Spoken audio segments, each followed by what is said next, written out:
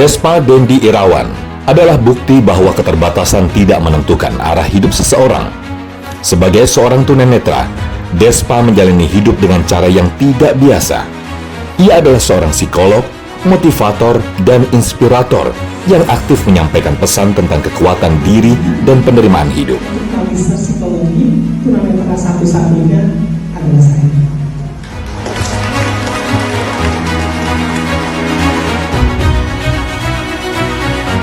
Di luar ruang kelas dan panggung motivasi, Despa memilih gunung sebagai ruang belajarnya. Sebagai pendaki gunung aktif, ia menempuh jalur terjal tanpa mengandalkan penglihatan, melainkan kepekaan, ketenangan, dan kepercayaan pada setiap langkah. Alhamdulillah sekarang saya berada di puncak Jawa Barat, di puncak Cermai.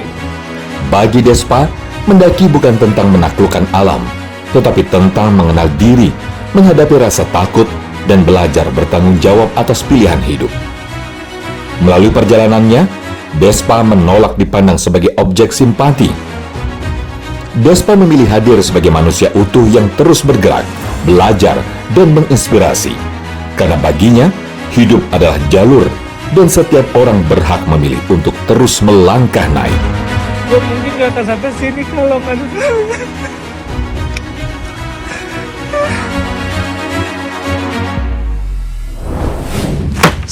selalu ada hikmah. Alhamdulillah segala pujiannya kepada Allah, dan mari kita bersyukur kepada Allah atas segala nikmatnya. Jangan lupa terus bersalawat kepada baginda Rasulullah Muhammad SAW. Saya mohon maaf ini suaranya, mudah-mudahan tetap kedengaran ya. Dan kali ini tentu kita akan terus mengambil hikmah tentu dari narasumber yang luar biasa. Kali ini narasumber kokoh namanya Bapak Despa Dendi Irawan.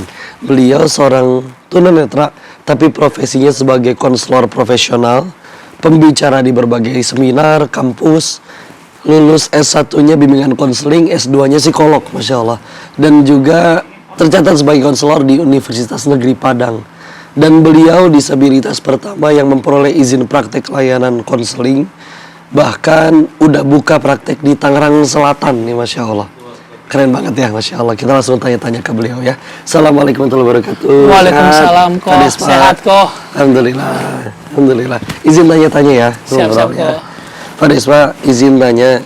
Jadi ceritanya dari lahirkah ini penglihatannya atau terjadi sesuatu? Saya usia 17 tahun itu ada insiden tabrakan kok. Oh gitu. Iya, boleh tahu gimana ceritanya, Pak? Jadi kita punya hobi balap-balapan liar kok. Hah? Kita nge-track dulu. Iya benar, kalau main drag motor. Iya. Terus gimana? Akhirnya ada insiden yang dimana harus ada benturan keras di kepala, dan akhirnya perlahan-lahan itu mata sebelah kirinya nggak bisa lihat kok. Yang pertama nggak bisa, baru kirinya dulu. Iya, kiri, dan alhamdulillah akhirnya 6 bulan kemudian akhirnya sebelah kanan kok, karena ada penyumbatan kok. Apa sekarang masih kelihatan sedikit-sedikit gitu atau benar-benar gelap aja? Oh gelap kok, gelap total. Gelap total Iya, dua-duanya ya. jadi hitam-hitam bener-bener gelap begitu. Waktu itu umur 17, berarti lagi SMA. Iya benar. Jadi kecelakaannya itu kelas 2 SMA, pas naik-naikan kelas 3, dan akhirnya saya berhenti di kelas 3 SMA kok. Sampai akhirnya mulai bangkit, move on, terima keadaan. Gimana prosesnya? Ya pertama sempat frustasi kok ya.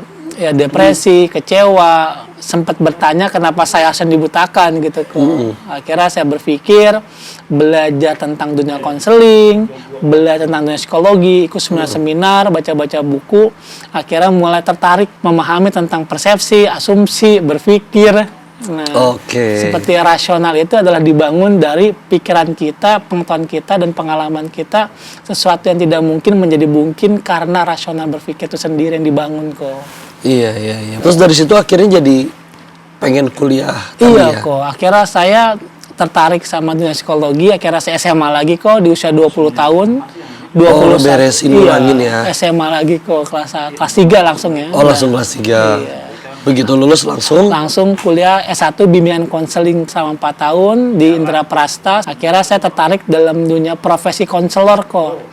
Nah akhirnya saya kuliah lagi. Kebetulan Universitas Indra Prasta kerjasama dengan UNP. Akhirnya saya kuliah di Universitas Negeri Padang.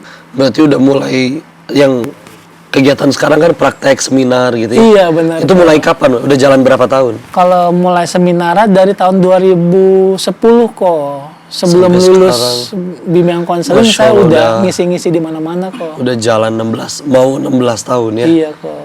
Masya Allah. Terus yang akhirnya terpanggil buat jadi motivator, awalnya ada yang minta kah, request Iya, kah? bener kok. Awalnya sih karena saya sering ikut seminar ya, jadi teman-teman cerdas ngisi motivasi. Aduh, motivasi apa? Saya nggak bisa motivasi, saya bilang. Karena kan saya memang daya berpikir saya tuh saya lagi menata bikin puzzle baru di pikiran saya yang dulu sempat membuat saya itu trauma ya sebagai tiba-tiba melihat tiba-tiba enggak kan dek rasanya Iya. kan hancur ya. Akhirnya saya suruh udah cerita aja apa aja. Akhirnya saya ngisi, akhirnya banyak orang tertarik, akhirnya instansi pemerintah maupun swasta mulai memanggil-manggil saya jadi pembicara kok. Masya Allah. Dari Berarti udah situ. keliling Indonesia kali Pak? Alhamdulillah kok. Alhamdulillah ya.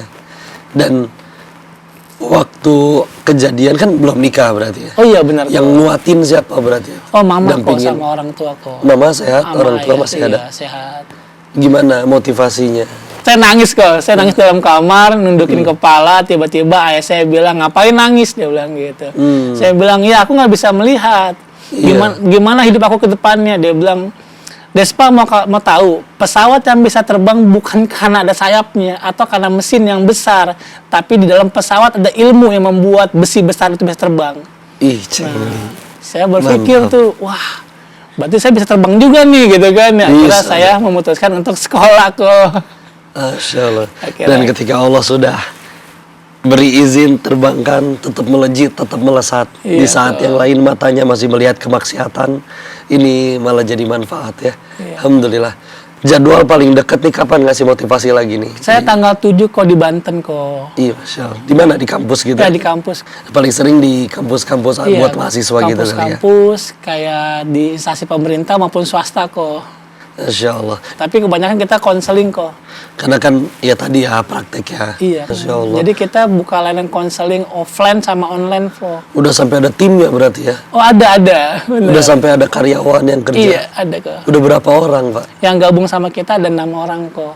Masya Allah, ini keren banget pemirsa. Dan kalian tahu, beliau juga daki gunung dalam keadaan kayak gini ya. Iya. Nah, Koko bakal tanya-tanya tentang itu. Untuk itu kalian jangan kemana-mana, tetap di Sah. Selalu ada hikmah. Bang, lu ngapain naik gunung sampai ujung lu tetap nggak bisa melihat. Nah, kalau saya mencari kebahagiaan dengan cara orang bahagia dengan cara melihat, sampai kapanpun saya nggak akan bahagia kok.